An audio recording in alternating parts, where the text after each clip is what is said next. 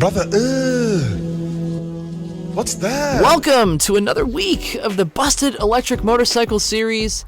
And yes, I see all of your kind words of encouragement that I am back. Jesus Christ. That's Jason Bourne. No, it's just some dork with a mullet that likes to save things from going to a landfill in flippin' New Jersey. I've been back, but YouTube doesn't recommend this channel as much when rescuing ducklings or raccoons or woodwork. So perhaps, maybe an EV project will be nice. Maybe. Like, share, and subscribe. Comment how you feel in this current moment, or what have you. So to recap, this bike sat for over 2 years at a salvage yard because, for some strange reason, EVs don't seem salvage worthy to most. Or just something, potential battery fire, or no thank you, I'd rather not zap myself into cardiac arrest. That's fine. I volunteer as tribute. Oh, yes, of course. I almost forgot. This channel needs a legal disclaimer because reasons in the past can haunt you. If you play stupid games, you get stupid prizes. Do not attempt to do any of your own configuring with electrical components or any stunts unless you are a trained professional. Consult your doctor whether you have syphilis or not, since you should anyway. Viewer discretion is advised. And anyone that has licked a 9-volt battery knows what I'm talking about. Anyone? Bueller? No? Just me? Alright, well, I'll just dive into it then. Now, to start this all off, you obviously need the right tools and the right workbench. And what better upcycling effort than a malfunctioned solar panel on a wine box, huh? Chateau Papier. Chateau Papier. It's a great size, it's easy to clean, and you can be real OCD and grid your tools on it.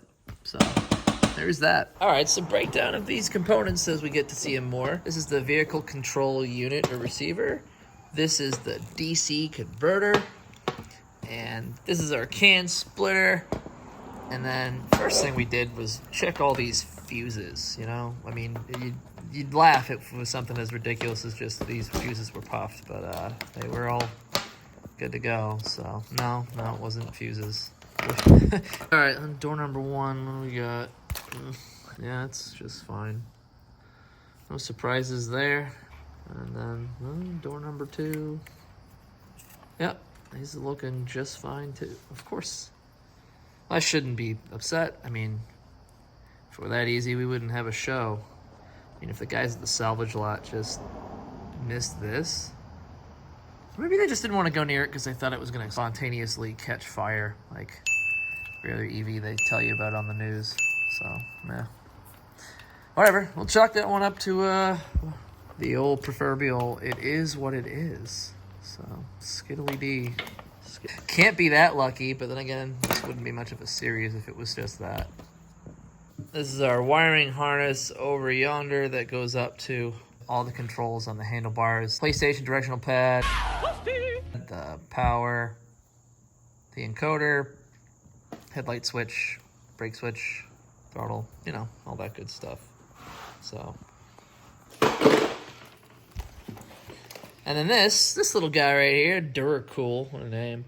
This is the battery contactor. This is what makes that loud clicking noise when it is energized and power is running through it. But let's tidy up this bird's nest and pull out the MCU, shall we?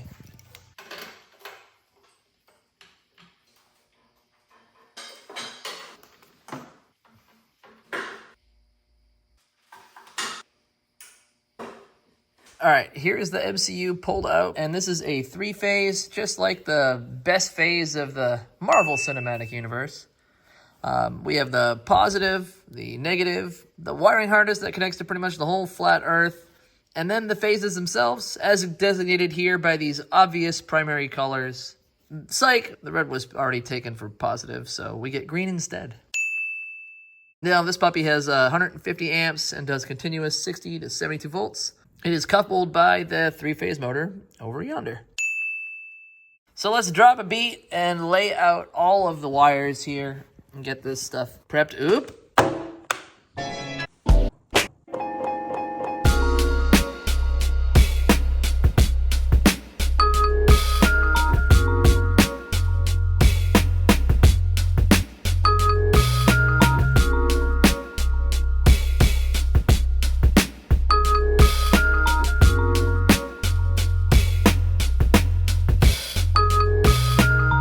knees or are they hairy hot dogs? Just kidding. I'm not some Instagram thirst trap ever. So gross. Nobody wants to see this. Now you may be thinking to yourself, wait, that's a milk crate. And I remember from a previous video that that is illegal to have.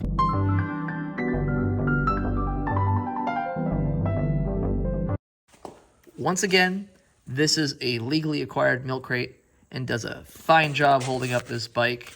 So you're welcome. Thanks, Obama. Here's our bird's nests fully understood and re-put back together here. I'm gonna put my electrical testers on everything and see what's going on, but I could smell what the problem is. If you smell what the rock, Which you can't because you're not The Rock, and well, because you can't smell over YouTube. So, but we'll get to that. We'll get to that soon. You know, if it did, in a perfect world, I'd plug this battery in, that motor controller, and this would spin. But it's not doing it. So we're just gonna have to dive deeper into it all. And speaking of the battery, here is the pack that came with the bike. You can get two of these. You can double it up. The rail and the front system on the bike has the ability to stack two, or they're hot swappable. See? Yeah, look at that room. Room for activity. Or another pack. But these are 2.1 kilowatt packs. They got a rated voltage of just about 60 volts, about capacity of 36 amp hours. And I went ahead and intermittently plugged this one in to the off-board charger to see if anything was wrong with it or if it would blow up in my face. The LED readout read about 38% when I first got it, and as you can see here, I've plugged it in and got it up to 75% state of charge. Let it sit outside away from the house and see what happens, and then we'll go from there. Here's our little buddies, Tina and Rocco. Figured while we put the battery out in the woods, we might as well feed.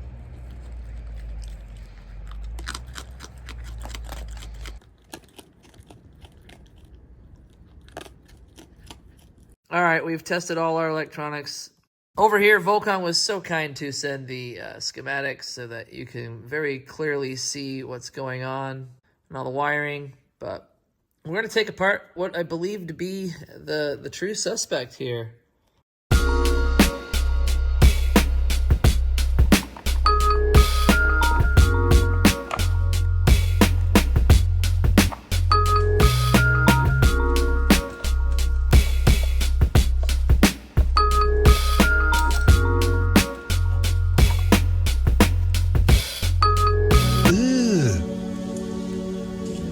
brother, what's that? Brother, oh man, this is just not. Well, like I said, you could smell what The Rock was cooking over here, and this just seemed to be obviously problematic.